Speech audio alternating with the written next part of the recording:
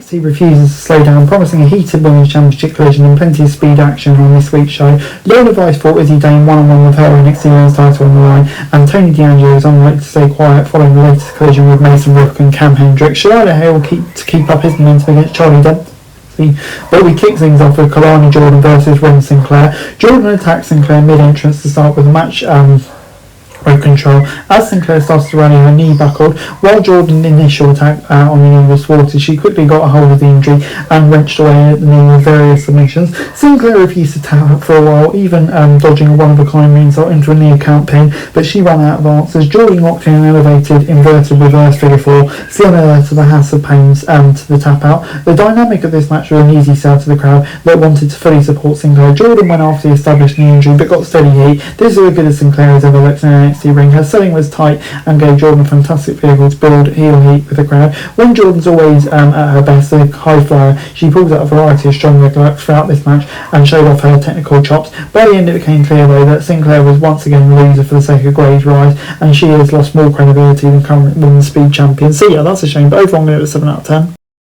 Dark State then called out Shorty Sugar's lack of athletic traits next to their collegiate background, mocking his independent wrestling background. Cutler James called Sugar's reckless, while Dion Lennox admitted he could have been the odd man out as well. Alexis Griffin re-Haker's group on their guard to take down the chance and capture guard. This was a solid follow-up to last week's attack, though it's odd for Lennox to reclaim the lead might roll for the group, so this could have been the moment to test Griffin and see if he was ready to leave the stable. Instead, Lennox brushed past his recent mistakes and claimed to be the reason Dark State even exists, despite not being a leader. Whatever happens next, NXT's chosen Lennox and Sugars as the driving forces behind this story, while Cutler and Griffin likely remain the tag team. As we then moved on to the men's speed tournament match, Sean Legacy versus Dorian Van Dux, and they were rushing from the start, trying to find a way to catch out the other, but they always had no answer to the other man's offense. The 3-minute time limit ran out as Legacy laid out Van Dux with a suplex, and both competitors were left frustrated. They showed each other respect afterwards. These two are phenomenal athletes, but this format has been rushing them from the outset. It led to multiple sloppy mistakes. This is the risk of the speed format. Even good wrestlers are going to struggle to get in all of their offense over 3 minutes. With the time limit draw though, hopefully it's a rematch that can come out of this without a clock, allowing both men to show out. It's honestly surprising by NXT standards, the time limit draws are mostly there. This time it made sense to protect both men and fuel the potential rivalry. So yeah, I'll give it a 4 out of 10. As we then moved on to Jada Parker versus Lila Diggs. Diggs tried her best to duck and dodge the offensive focused Jada, but she was not ready for Miss Parker's relenting offense. She dodged a moonsault and hit the hip tonic, followed by a check bomb for the W. This was less of an extended squash, and it probably should have been less than that. The crowd only wanted to see Miss Parker dominate.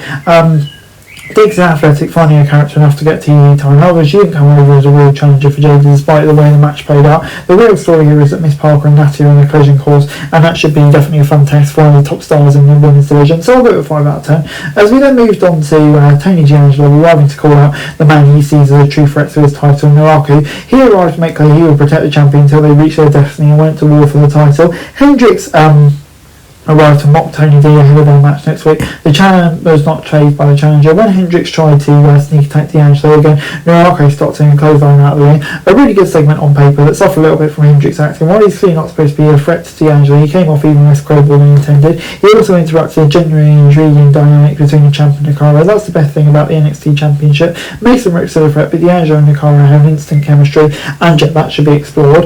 As we then moved on to Fraser versus Romeo Moreno in the speed tournament. The two men started the match running, going back and forth around the ropes, but Fraser continued to answer Moreno's best offense with confidence. At the 30-second mark, Moreno knocked Fraser outside, who tweaked his ankle on the floor. Fraser fought back with a suplex, but Moreno caught him with a small package to win with 2 seconds left on the clock. The two men showed each other respect afterwards as Birthright watched from the elevated stage. In an inverse result to the other tournament match of the night, the contest perfectly used every second to maximise the talent involved. The flow of the match was unreal, highlighting two phenomenal high flyers that trusted one another for every second of action. The way Fraser never hesitated in the closing stages made Moreno's win all the more impressive and shocking. While it's only 2 matches into an NXT run, he's made enough of an emphatic statement to say that he could dethrone Lexis King. It's a shame to see Fraser back in NXT losing, but he was protected by the true shock of the result in a match he mostly controlled. So yeah, I'll give an 8 out of 10. Shalala Hill then take on Charlie Dempsey, and Hill laughed in the face of the best offense Dempsey could throw at him, demanding he hit harder to take down the big man. While Dempsey utilised his technical acumen to take over the action down the stretch, Hill managed to reverse the Dragon suplex into bridging suplex of his own for a surprise three. Afterwards, Twist and Angels interrupted the celebration and announced that Mr. NXT Pageant in 2 weeks' time. Both men promised to embarrass the other. The honesty didn't work. It was felt like these two men were working different matches in time, and Dempsey was awkwardly no-sold in moments he needed to look stronger. Still, it's clear Hill was NXT's priority, so there was no way he could lose a man that barely finds relevant these days. The goal was to get Hill a win, set up the Mr. NXT Pageant announcement. That was accomplished, and perhaps the side goal was to move Hill past Beth Wright, because at this point he seems completely uninterested in dealing with them anymore. So yeah, that's interesting. I'll give it a 4 out of 10.